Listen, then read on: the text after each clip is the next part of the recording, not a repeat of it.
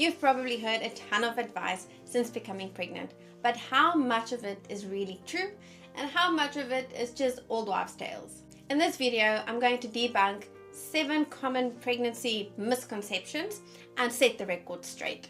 And I'm going to dive straight in. The first myth is that you should eat for 2. This is not true, yet I see it happening every day. So what are the facts? Well, while nutritional needs do increase when you are pregnant because you are growing a human being in your body, it's about quality and not quantity. So make sure that you eat well, not more, because pregnancy cravings doesn't really help now to make it easier, does it? But overeating can lead to excessive weight gain. You might think, you know what, this is a one chance that I get to just eat whatever I want. But if you are overeating, it can lead to other health problems down the line, such as gestational diabetes or hypertension and other health problems. Eat nutritious food, take your prenatal vitamins, especially folic acid, in the first trimester, and don't overdo it on the caffeine. Remember, tea also has caffeine. Bear in mind that many cravings that pregnant women have are related to deficiencies, and the most common one is an iron deficiency. If anybody told you that they are craving ice or soil or talk, most of the time they are anemic, and you can replenish your iron levels with nutritious foods such as spinach and fish. Ice doesn't have any nutrition in it. Myth number 2, you can't exercise during pregnancy. Well, the facts are that you can exercise, but you have to look at your current fitness levels and listen to your body. If you haven't run before or you're not the biggest athlete, this is not the time to now start. You don't do more than what you've done pre-pregnancy. You just do either the same or less depending on how much your body allows you. If there's any high risk factors in your pregnancy that your doctor warns you about, rather talk to your healthcare provider before you start with any activities, and just double check that you can do those kinds of exercises.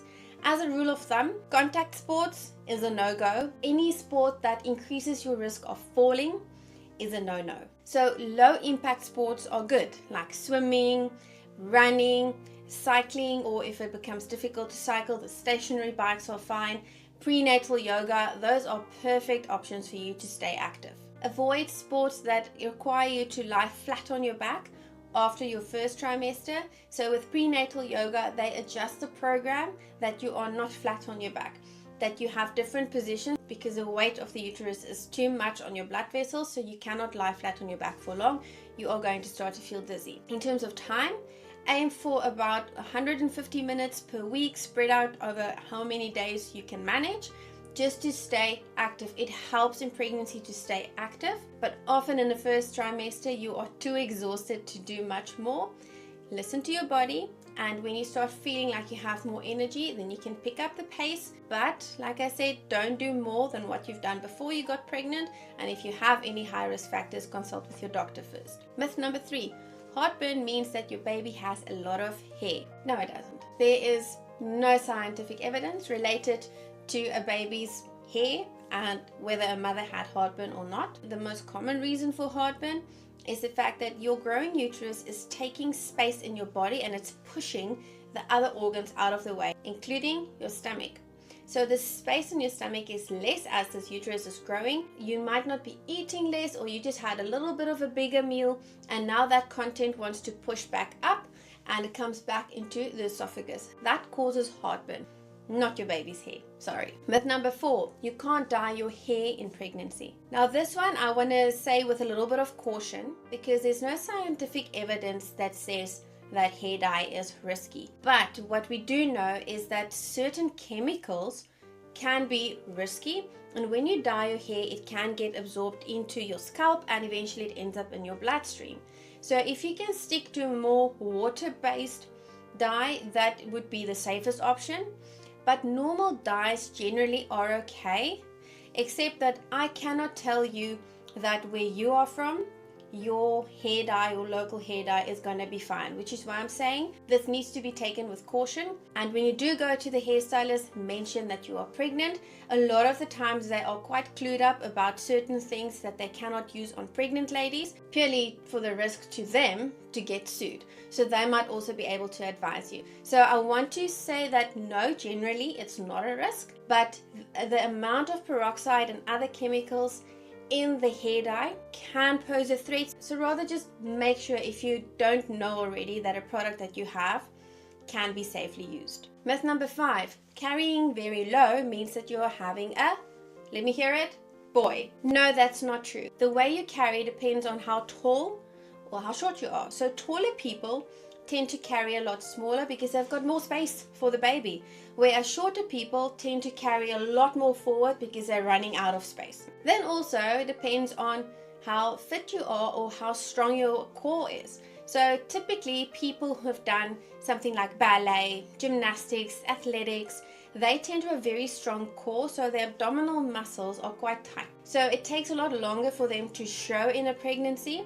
and they might also carry a lot smaller because these abdominal muscles are so tight. In the second or subsequent pregnancies, however, you can start showing a lot quicker because your muscles have now, and your skin have now stretched to a certain extent before. It's never going to be 100% the same as it was. You are going to have some loss of elasticity somewhere along the line, so you might start showing sooner, which is why you can't say that because you're carrying like really high, it's a boy or a girl. It depends on many factors. And lastly, it also depends on the baby having dropped into the birth canal. So babies tend to drop towards the end of the 3rd trimester, and until that time, when the baby is out of the pelvis, they sit quite high up here, so you'll have a big round bump here. In some women it's obvious when the babies drop, and others it's not, but the moment the pelvic muscles start to soften and relax, which is normally in preparation for labor, the baby starts descending into the birth canal, which means the entire baby that was sitting here is going to move a little bit down, so they drop. Now it looks like you are carrying low, but your baby's actually just dropped into the pelvis. It's got nothing to do with gender. Myth number 6, morning sickness only happens in the mornings. Simple answer, no. Morning sickness is a term that is given because a lot of women, or the majority of women, will vomit in the morning because they wake up hungry, and hunger can exacerbate nausea, but it is not actually morning sickness. It's nausea and vomiting. It occurs throughout the day, and it's due to hormone fluctuation, so it can occur at any time of the day. And then the last one, it's a 2-in-1, and this myth is that spicy foods can induce labor. Well, while there is no scientific proof, there is some legit thinking behind it, but it's also not entirely true. So the thinking behind spicy food and things like castor oil, which is the second thing that I wanted to mention, is that it causes irritability of your intestines. Especially something like castor oil, it can cause diarrhea. The same with something like pineapple juice. And when you have a loose stomach, so this is probably something that they figured out years ago when people got sick or they started having diarrhea, that it also sometimes triggered women to go into labor. So they're not completely wrong. A very irritable bowel can trigger and cause uterine irritability as well. And a uterus that is very irritable can more easily start having contractions than one that is not. So the idea behind it is to induce labor by irritating the bowels and hoping that that will irritate the uterus. Now, there's no scientific backing for that, and it is also not the easiest thing to test, because what women and also what ethical body will allow a study where you feed people or pregnant women different substances and see which one causes her to go into labor. That's unethical. You don't know the potential risk to the baby or to the mom. This is just simply something that they cannot do. The only evidence they have is people saying, oh, I've done this and this happened, or people reporting, yes, I've taken, say for instance, castor oil and this was the outcome. So until that time, it is not recommended. In fact, drinking castor oil to induce labor it can actually be very harmful to the mother and the baby, so it's not recommended at all. If you want to induce labor, rather have a chat with your healthcare provider, because I can tell you here that something like sex inducing labor is a safe option. Yes, because it is natural. But in some instances, mothers are advised not to have sex because they have some kind of high-risk pregnancy.